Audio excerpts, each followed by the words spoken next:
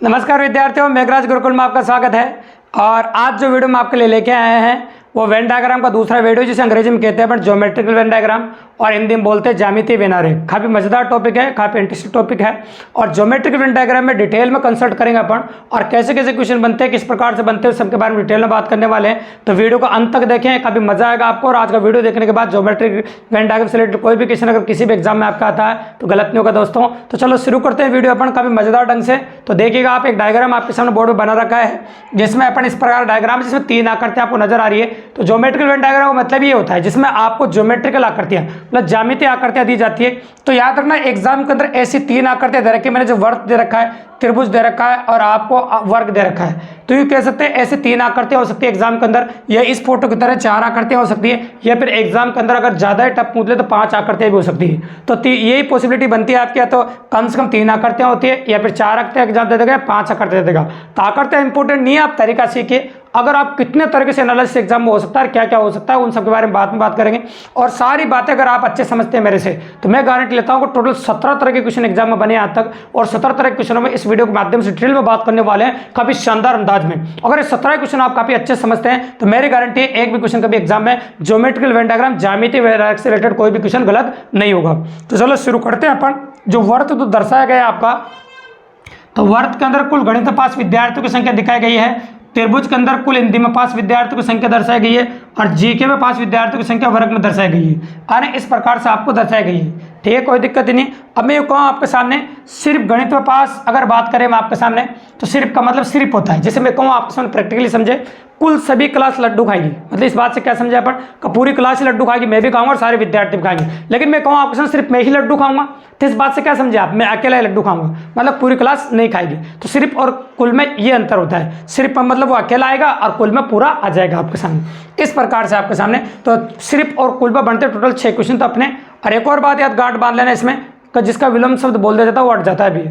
और एक और बात है कि आपको जो तरीके आपको बताए जा रहे हैं ये आना चाहिए। और एक छोटे मोटे विलोम शब्द जो बचपन में याद किया आपने, सफेल का पास, है ना, दिन का रात्रि, शांति का शांति, बेरोजगार का रोजगार, ग्रामीण का शहरी, है ना। तो इस प्रकार के जो विलोम शब्द है वो आपको काफ़ी इजीली आना चाहिए। और ऐसे विलोम शब्द आपको आते हैं तो आपकी पॉसिबिलिटी काफ़ी अच्छी रहेगी और काफ़ी आसानी से सीखेंगे आप। चलो देखिए आप, तो मैं कह रहा हूँ आपके सामने कि कुछ 6 क्वेश्चन तो बिल्कुल ईजी वाले ले रहे हैं अपन, जो बिल्कुल नॉर्मल क्वेश्चन बनते हैं आपके 6, तो उन्हीं के बारे में बात कर रहे हैं। देखिए आप, तो पहला क्वेश्चन सुनिए। का पहला क्वेश्चन अपना क्या कहता है उसके बारे में बात करेंगे।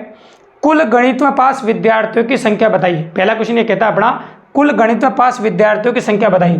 तो कुल गणित का मतलब क्या हो गया, पूरे गणित के अंदर जो वर्त में आ रहा है वो सारा भाग। तो कुल गणित में पास विद्यार्थियों की संख्या आपको बतानी है, मतलब पूरे वर्त में जो आ रहा है वो गणित में पास है।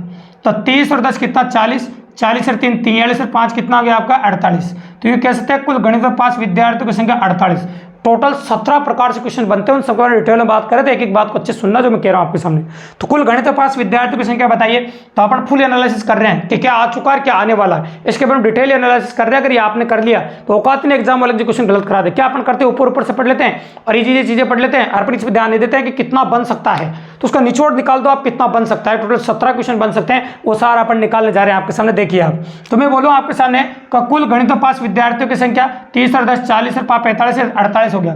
मैं बोलूं सिर्फ गणित पास विद्यार्थियों की संख्या बताइए। सिर्फ गणित पास विद्यार्थियों की संख्या बताइए। अगर सिर्फ गणित पास विद्यार्थियों की संख्या बताओ तो 30 हो जाएगा।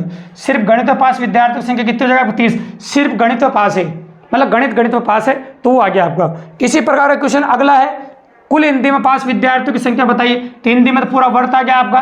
तो 20 और 10 कितना हो गया आपका 30, 30 और 8 कितना हो गया 38, और 38 और 3 कितना हो गया आपका 41। तो ये कहते हैं कुल हिंदी में पास विद्यार्थियों की संख्या 41 हो जाएगी आपकी। कुल हिंदी में पास विद्यार्थियों की संख्या कितनी हो जाएगा आपका 41, ठीक है। अब मैं बोलूँ आपके सामने प्रैक्टिकली सिर्फ हिंदी में पास विद्यार्थियों की संख्या बताइए। तो सिर्फ हिंदी में पास विद्यार्थियों की संख्या आपका 20 हो जाएगी। सिर्फ हिंदी में पास विद्यार्थियों की संख्या कितनी हो जाएगी आपकी 20। चलो आगे आते हैं अपन, कुल जीके में पास विद्यार्थियों की संख्या बताइए। तो 40 और 8 कितना हो गया 48, 48 और 3 कितना हो गया आपका 51, और 51 और 5 कितना हो गया आपका 56, ठीक है, कोई दिक्कत नहीं। तो ये हो गया कुल जीके में पास विद्यार्थियों की संख्या। अब इसके बाद मैं कहूँ आपके सामने सिर्फ जीके में पास विद्यार्थियों की संख्या बताइए। सिर्फ जीके में पास विद्यार्थियों की संख्या बताइए। तो बताओ सिर्फ जीके में पास विद्यार्थियों की संख्या कितनी है आपकी 40। सिर्फ जीके में पास विद्यार्थियों की संख्या होगी 40, ठीक है, कोई दिक्कत नहीं, बिल्कुल नॉर्मली। तो इस प्रकार से अपन कर सकते हैं, करेक्ट है। अब इसके बाद आगे बात करेंगे अब आपके सामने कि ये तो सिंगल कंडीशन क्वेश्चंस बने थे, अब डबल कंडीशन क्वेश्चन कैसे बनेंगे। तो 6 तो सिंगल कंडीशन क्वेश्चन थे और 6 बनेंगे आपके डबल कंडीशन क्वेश्चन। तो 6 बनाते हैं अपन डबल कंडीशन क्वेश्चन, आप कैसे बनेंगे वो सुनिएगा। तो मैं ये कह रहा हूँ ऐसे विद्यार्थियों की संख्या जो गणित और हिंदी में पास हुए हो लेकिन जीके में फेल हुए हो। ऐसे विद्यार्थियों की संख्या जो गणित और हिंदी में पास हुए हो लेकिन जीके में फेल हुए हो। तो जीके का विलोम शब्द बोलते हैं इसलिए जीके पूरा हट गया। अभी गणित और हिंदी का बोला है आपको, तो गणित और हिंदी का बोला है तो गणित और हिंदी के बीच का कॉमन मान देख लीजिए आप। तो गणित और हिंदी के बीच में कॉमन मान क्या लिख रहा है, गौर से देखिए आप आराम से। गणित और हिंदी के बीच में कॉमन मान लिख रहा है आपका 10। तो बताओ आपका आंसर क्या हो जाएगा 10। तो मैं कह सकता हूँ ऐसे विद्यार्थियों की संख्या जो गणित और हिंदी में पास हुए लेकिन जीके में फेल हुए तो उसका आंसर 10 हो जाएगा आपका। तो अभी तक अपन ने इसको फेल बोला है, लेकिन कई बार एग्जाम में ऐसा होता है जब फेल नहीं बोलता है तब लैंग्वेज में थोड़ा सा डिफेक्ट आता है। कैसा आता है देखो सुनिए, ऐसे विद्यार्थियों की संख्या जो गणित व हिंदी में पास हुए हों, गणित व हिंदी में पास हुए हों। अब मैंने जीके को फेल नहीं बोला है। जब जीके को फेल नहीं बोला तो एक बार गांठ बांध लेना, ये जो तीनों का जो कॉमन मान है वो आपका इस 10 में जुड़ जाएगा, क्योंकि इसको मना नहीं किया है। जब मना नहीं करते थे जुड़ जाता है। तो आपका आंसर हो जाएगा 10 + 3 = 13। आपका आंसर क्या हो जाएगा 10 + 3 = 13। तो ये आ गया आपका इसको मना नहीं करने की कंडीशन में। ऐसे और भी क्वेश्चन और बड़े क्लियर होगा। अभी तो 4 और ऐसे आगे सुनिए। ऐसे विद्यार्थियों की संख्या जो हिंदी और जीके में पास हुए लेकिन गणित में फेल हुए। ऐसे विद्यार्थियों की संख्या जो हिंदी और जीके में पास हुए लेकिन गणित में फेल हुए। अब गणित फेल होगी तो गणित तो पूरी हट गई, और इन दोनों के बीच का कॉमन मान देख लीजिए। तो इन दोनों के बीच में कॉमन मान कितना आ गया आपका 8। तो बताओ आपका आंसर क्या हो गया आपका 8। अब चेंज कर रहे हैं अपन, ऐसे विद्यार्थियों की संख्या जो हिंदी और जीके में पास हुए। अब गणित के बारे में कुछ भी नहीं बोला है, जो गणित के बारे में कुछ भी नहीं बोला तो आप समझ गए 8 तो आएगा ऐसे। इसका तीनों का जो कॉमन मान है वहां जुड़ा था, ऐसे जुड़ जाएगा। तो 8 + 3 = 11। अब अगला क्वेश्चन और लेते हैं ऐसे कैसे अपन। ऐसे विद्यार्थियों की संख्या जो गणित और जीके में पास हुए हो लेकिन हिंदी में फेल हुए हो। हिंदी फेल हो तो ये हट गया आपका, अब दोनों का कॉमन मान बच गया आपका 5।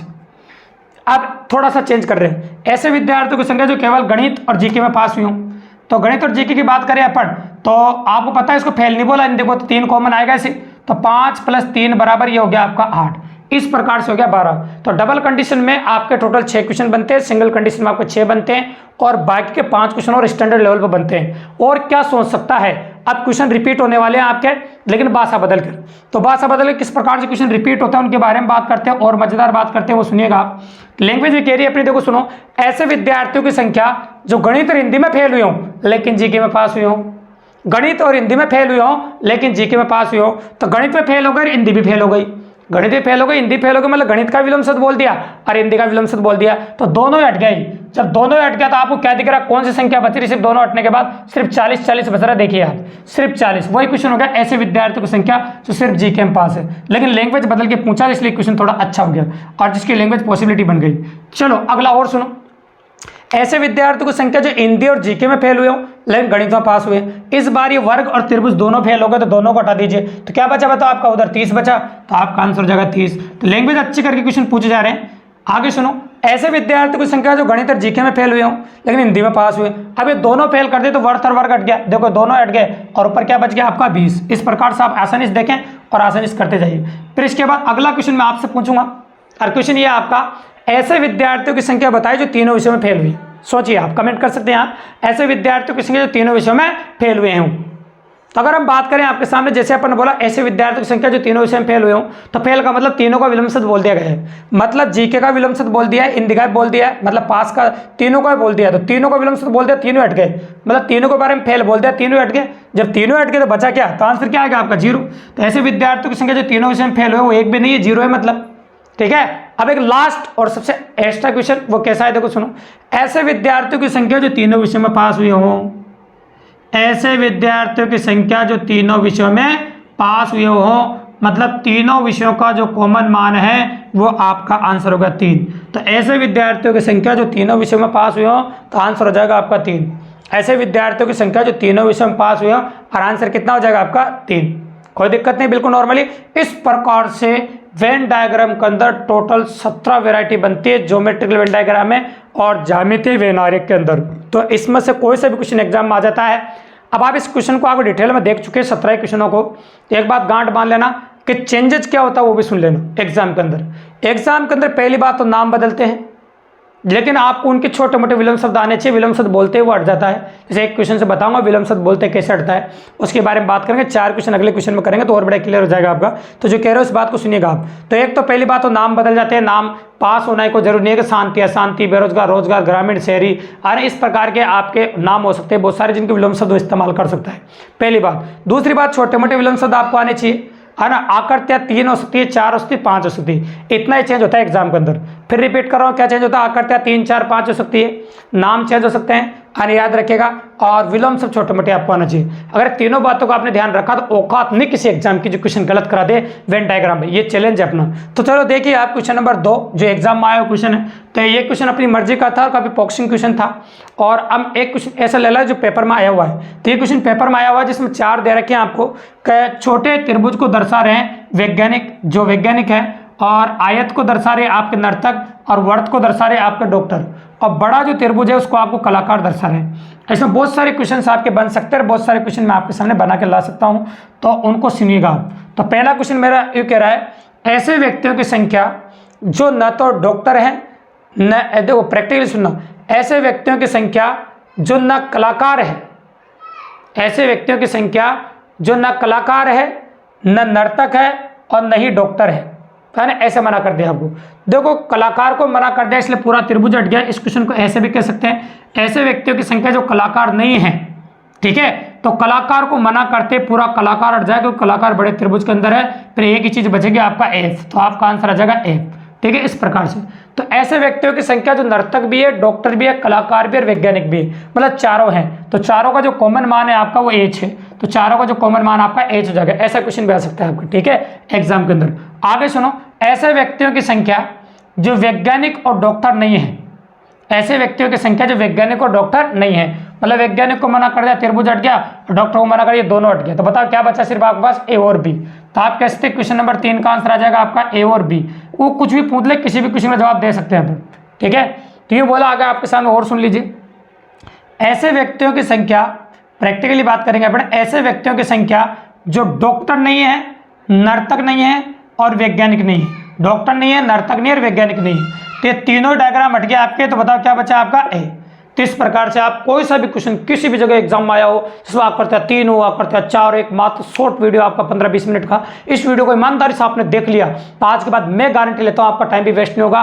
और किसी भी एग्जाम आए वेन डायग्राम का, ज्योमेट्रिकल वेन डायग्राम को कोई भी क्वेश्चन चुटकियों में कर सकता है, कोई इंग्लिश मीडियम का विद्यार्थी हो चाहे हिंदी मीडियम का हो, काफी आसानी से कर सकता है। अगर वास्तव में हमारे कंटेंट में आपको दम लगाओ दोस्तों, और कंटेंट काफी अच्छा लगाओ और वीडियो काफी अच्छा लगाओ और आपको वास्तव में पसंद आए, चैनल को सब्सक्राइब जरूर कर दीजिए दोस्तों, लाइक कर दीजिए, शेयर कर दीजिए और अपने दोस्तों को बताइए ताकि free of cost math reasoning पढ़ सके। इसी प्रकार से इस चैनल पर मैं शानदार मैथ रीजनिंग के वीडियो आपके लिए डालता रहूंगा, ताकि आपको मैथ रीजनिंग घर बैठे फ्री में आप पढ़ सकें और आपको कोई पेड कोर्स लेने की जरूरत नहीं हो। धन्यवाद।